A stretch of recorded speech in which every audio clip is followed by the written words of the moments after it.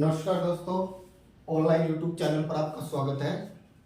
दोस्तों, हम लोग फर्स्ट पेपर के अंतर्गत मुगल राजपूत संबंधों में पढ़ रहे थे। हम लोगों ने सबसे पहले जो शासक की चर्चा की थी संग्राम सिंह। इसके अलावा हमने ये कहें कि महाराणा प्रताप पढ़ा है। इसके अलावा हमने विजय कटकाटू की उपाधि धारण करने वाले राज सिंह को पढ़ा है मेवाड़ के अंतर्गत। अब हम लोग पढ़ते हैं आमेर का शासक मानसिंह। दोस्तों, मानसिंह का जो समय है ये 1589 से और ये रहेंगे 1614 तक। यानी 1589 से 1614 तक इनका समय माना जाता है। बात करें मानसिंह का जन्म, तो मानसिंह का जन्म ये दिसंबर 1550 को हुआ था। दोस्तों, दिसंबर 1550 को मौजमाबाद जो जगह है, इस मौजमाबाद जगह के अंतर्गत है ये इनका जन्म माना जाता है 1550 के अंतर्गत। बात करें कि ये जो इनका जन्म हुआ, अब हमने पढ़ा था इससे पूर्व, जब माना जाता है कि अकबर अजमेर जा रहा था तो रास्ते में वो यहाँ रुकता है और उसकी मुलाकात यहाँ किससे होती है? आमेर के राजा भारमल से होती है। और भारमल यहाँ किसकी अधीनता स्वीकार कर लेता है? अकबर की अधीनता स्वीकार करता है। और ये घटना जो है ये 1962 यानी फरवरी 1562 की मानी जाती है दोस्तों। और इसी समय ये माना जाता है भारमल ने अपनी पुत्री, भारमल की पुत्री जिनका नाम क्या था? हरकाबाई। इस हरकाबाई का जो विवाह है ये भी किसके साथ में करवाया था? अकबर के साथ में। कब करवाया? फरवरी 1562 में। और जब माना जाता है कि उस समय ये जो मानसिंह था ये मात्र 12 वर्ष का था। जब ये विवाह हुआ था उस समय ये कितने वर्ष का था? 12 वर्ष का था। और 12 वर्ष की उम्र में ही ये किसके दरबार में चला गया था? अकबर के दरबार में चला गया था अपनी बुआ के साथ में, जिनका नाम क्या था? हरकाबाई। ये घटना है फरवरी 1562 की। तो माना जाता है अकबर के दरबार में मानसिंह मात्र 12 वर्ष की उम्र में चला गया था। और अकबर मानसिंह को कौन सी उपाधि दिया, यानी क्या मानता था? फरजंद। फरजंद का अर्थ दत्तक पुत्र की तौर पर ही होता है। दत्तक पुत्र, पुत्र या दत्तक पुत्र होता है। तो याद रखिए मानसिंह को क्या मानता था? अकबर फरजंद।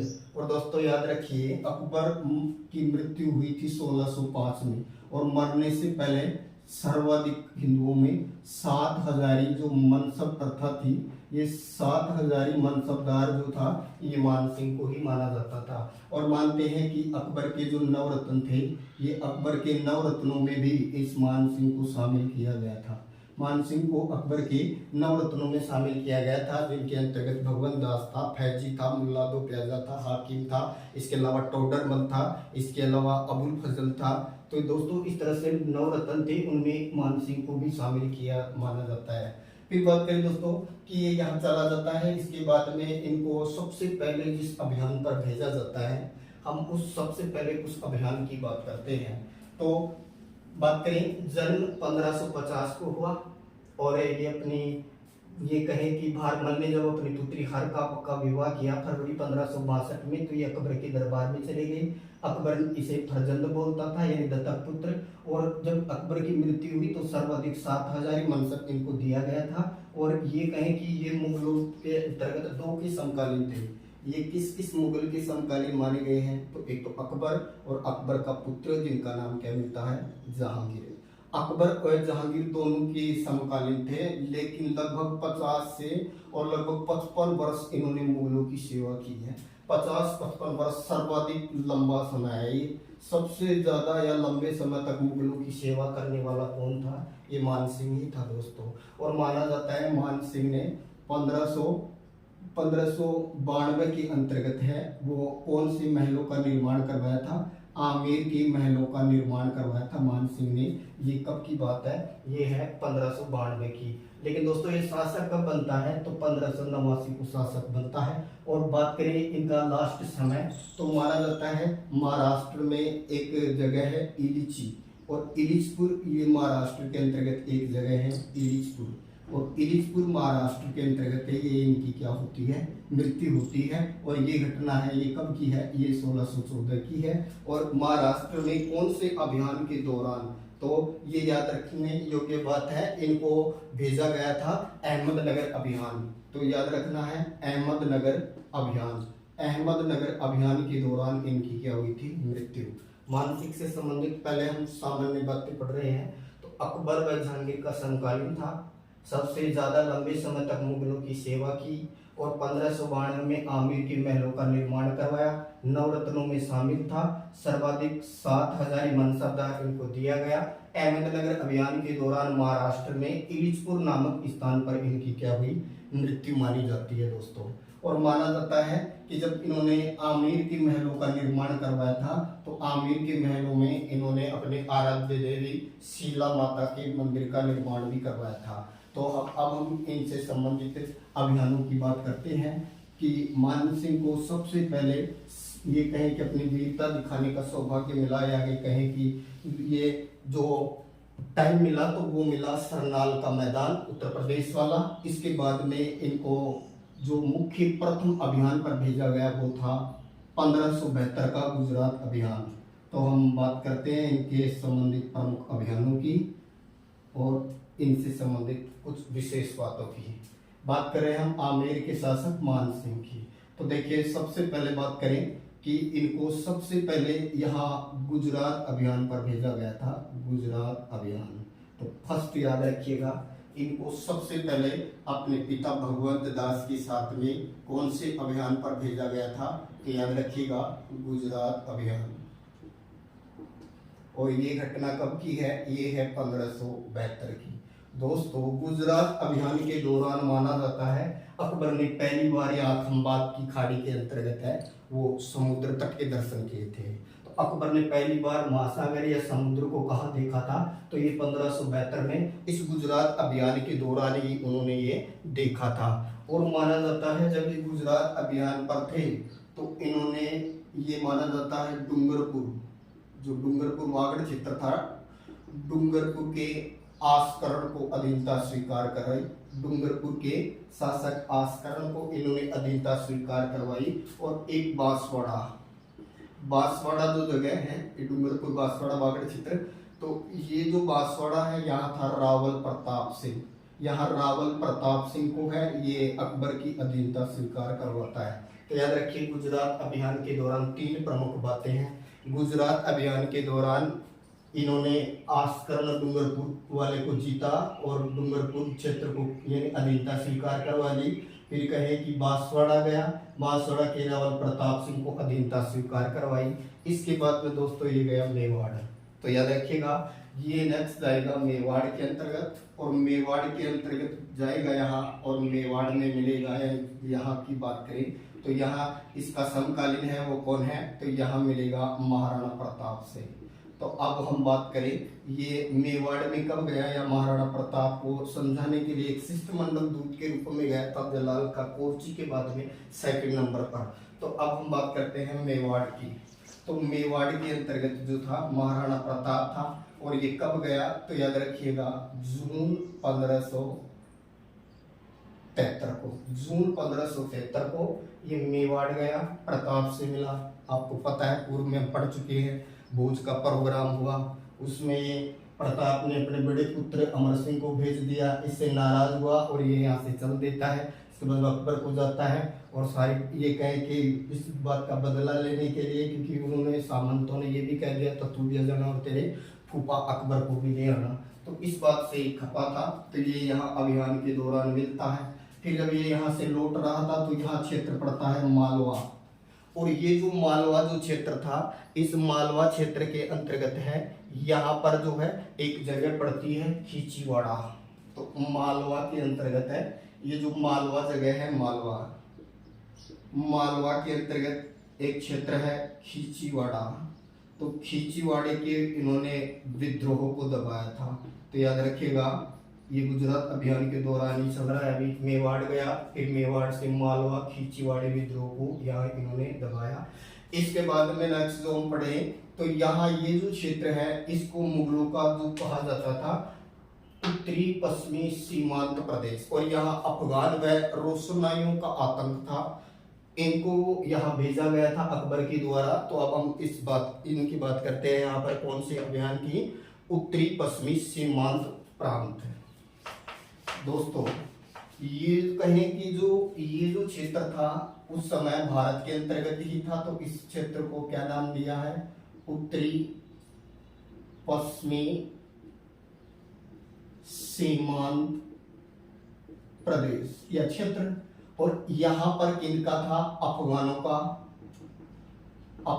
का और एक जाति विशेष में मिल जाएंगे आपको जिनको नाम दिया जाता है रोशनाइयों का। अफगानियों और रोशनाइयों, इन जातियों का यहाँ आतंक था। तो माना जाता है ये घटना है 1580 की। 1580 के आसपास यहाँ इसको भेजा गया और इनको, यानी ये कहें कि अफगानों का व रोशनाइयों का यहाँ इन्होंने क्या किया, दमन किया। इस दमन के परिणाम स्वरूप ये माना जाता है कि इन्होंने अपनी वीरता का परिचय दिया और ये कहें कि अकबर को बहुत ज्यादा इन्होंने क्या किया, प्रभावित किया। इसके बाद में ये कहें कि इनको काबुल का क्या बनाया गया, सूबेदार भी बनाया गया था, याद रखिएगा। इन्हें काबुल का सूबेदार बनाया गया था और काबुल में यहाँ पर इन्होंने मिर्जा हाकिम का विद्रोह दबाया था। काबुल में मिर्जा हाकिम का विद्रोह को किसने दबाया था, तो मान सिंह के द्वारा दबाया गया था, इसीलिए इनको काबुल का सूबेदार बनाया गया था। और याद रखिएगा इनको साथ में भी बाद में 1589 के आसपास है इनको सिंध का सूबेदार भी बनाया गया था। सिंध ये भी पाकिस्तान के अंतर्गत है वर्तमान में क्षेत्र, तो सिंध का और ये कहें कि काबुल का भी सूबेदार बनाया गया था मान सिंह को, किसके द्वारा, तो अकबर के द्वारा। बात करें कि काबुल का ये जो सूबेदार बना ये कब बना, तो याद रखिएगा ये है घटना 1585 के आसपास। 1585 में काबुल का सूबेदार बनाया, 1589 को सिंध का सूबेदार बनाया, 1580 के अंतर्गत है ये अफगानों और रोशनाइयों का यहाँ दमन किया। तो माना जाता है कि काबुल अभियान के दौरान यहाँ 1581 में अकबर भी स्वयं भी आया था। काबुल अभियान में 1581 में स्वयं अकबर आया था मनोबल बढ़ाने के लिए। तो काबुल अभियान में अकबर कब आया था, तो 1581 में आया था। या काबुल का सूबेदार कब बनाया था, 1585 को बनाया गया था। फिर बात करें इनको फिर बना दिया गया यहाँ बिहार का सूबेदार। फिर बात करें हम लोग बिहार की तरफ की, तो यहाँ इनको बिहार का सूबेदार बनाया गया और ये बनाया गया 87 में। बिहार कब बनाया गया, 1587 को किसका सूबेदार बना दिया गया, बिहार का। अब दोस्तों यहाँ पर इन्होंने क्या किया, अपने स्वयं के नाम पर एक नगर बसाया। अपने स्वयं के नाम पर एक नगर बसाया, तो याद रखिएगा यहाँ इनके द्वारा मान नगर की स्थापना की गई थी। मान नगर बसाया, किसके नाम पर बसाया, तो स्वयं के नाम पर। कहाँ बसाया, 1500 ये कहे कहाँ बसाया, तो ये कहे कि बिहार के अंतर्गत। यहाँ एक जगह और है पटना, और पटना में यहाँ पर इन्होंने है वो भवानी शंकर मंदिर का निर्माण करवाया था। भवानी शंकर मंदिर, तो पटना में यहाँ भवानी शंकर मंदिर का निर्माण भी करवाया था। और माना जाता है कि यहाँ एक जगह है गिद्धगोर जो जगह है, और गिद्धगोर का यहाँ का जो हिंदू शासक था पूर्णमल, तो गिद्धगोर के शासक पूर्णमल को भी हराया था इनके द्वारा। तो गिद्धगोर के शासक पूर्णमल को हराया। इसके अलावा यहीं पर बिहार में ही जब ये सूबेदार था तो यहाँ रोहितासगढ़ महलों का निर्माण भी करवाया गया था इनके द्वारा। तो रोहितासगढ़ के महलों का निर्माण करवाया गया यहाँ जब ये बिहार का सूबेदार था 1587 के आसपास। और फिर बात करें गिद्धगोर के राजा पूर्णमल को हराया था इसी समय, और अपने स्वयं के नाम पर माननगर बसाया था। और बात करें और पटना के अंतर्गत इनके द्वारा भवानी शंकर मंदिर का निर्माण करवाया गया था। ये सारे कार्य करवाने वाला कौन था, मान सिंह था दोस्तों। इसके नेक्स्ट है फिर इसे मिलते हैं कि बिहार के बाद में इनको बना दिया जाता है बंगाल का सूबेदार।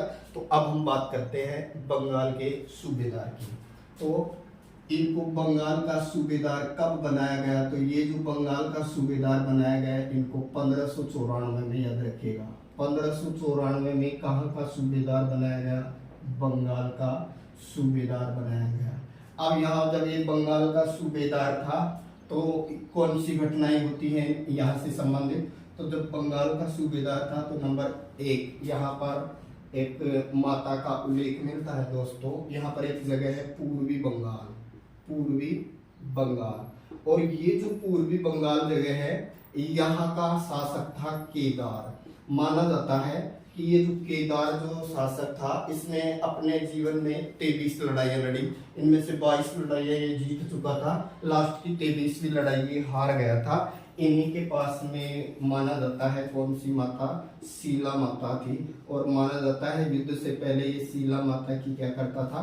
पूजा करता था। लेकिन जब मानसिंह ने पूजा में विघ्न डाला और पूजा को भंग कर दिया था आक्रमण के समय, और यही शीला माता फिर ये मानसिंह जो है वो कहाँ लाता है? आमेर के महलों के अंतर्गत स्थापित करता है 1604 के आसपास। और ये वर्तमान में शीला माता जो आमेर के, या ये कहे कि जो जयपुर के कछुआ शासक है, इनकी आराध्य देवी है। जबकि इनकी कुल देवी की बात करें तो वो जमुआई माता मानी जाती है। तो ये कहें कि बंगाल का जब ये सूबेदार था तो पूर्वी बंगाल से कौन सी माता लाई गई? तो याद रखिएगा कौन सी माता? तो यहाँ पर हम बात करेंगे शीला माता। इसके नेक्स्ट दोस्तों बात करें यहाँ पर और एक जगह है कूच बिहार, कूच बिहार। और कूच बिहार जो जगह है, इस कूच बिहार का यहाँ पर शासक था, उसका नाम था लक्ष्मी नारायण। और लक्ष्मी नारायण जो शासक था, इस लक्ष्मी नारायण को भी इसने क्या किया? परास्त किया या हराया। तो जो बंगाल में जब ये सूबेदार बना 1594 में, तो क्या क्या हुए? पूर्वी बंगाल के शासक केदार को हराया और वहां से कौन सी माता? शीला माता लाकर आमेर के महलों में स्थापित की। कूच बिहार के शासक लक्ष्मी नारायण को हराया। इसके अलावा अकबर के नाम पर अकबर नगर की स्थापना की, अकबर नगर बसाया। याद रखिएगा यही अकबर नगर वर्तमान के अंतर्गत है। वो किस नाम से जाना जाता है? राजमहलों के राजमहलों के नाम से जाना जाता है। तो ये कहें कि जो मानसिंह ने बंगाल में कौन सा नगर बसाया था? अकबर नगर। तो अकबर नगर वो किस नाम से जाना जाता है? राजमहल के नाम से जाना जाता है। ये घटनाएं किससे, कौन सी जगह से या किससे संबंधित है? तो ये याद रखिएगा, ये संबंधित है बंगाल से संबंधित है, जब बंगाल का क्या था? सूबेदार था। इसके अलावा ये कहें कि इनको यहाँ उड़ीसा की अगर हम लोग बात करें तो उड़ीसा के अंतर्गत है। यहाँ अफगान शासक था नासिर खां। उड़ीसा का अफगान शासक नासिर खां। तो ये घटना है, ये है 1592 के आसपास। 1592 में इनके द्वारा है आसिफ खां को हरा दिया जाता है। यानी ये कहें कि ये जो घटना है ये 1592 की है। नासिर खां कहाँ का था? तो नासिर खां उड़ीसा का था। अफगान नासिर खां को 1592 में मानसिंह हरा देता है और उड़ीसा को मुगल साम्राज्य के अंतर्गत मिला देता है। तो बात करें उड़ीसा को कब मिलाया? 1592 में। किसको हराकर? नासिर खां को। बंगाल का सूबेदार कब बना? तो ये 1594 में जब बंगाल का सूबेदार बना तो क्या क्या घटनाएं की? शीला माता पूर्वी बंगाल के केदार को हरा कर लाया।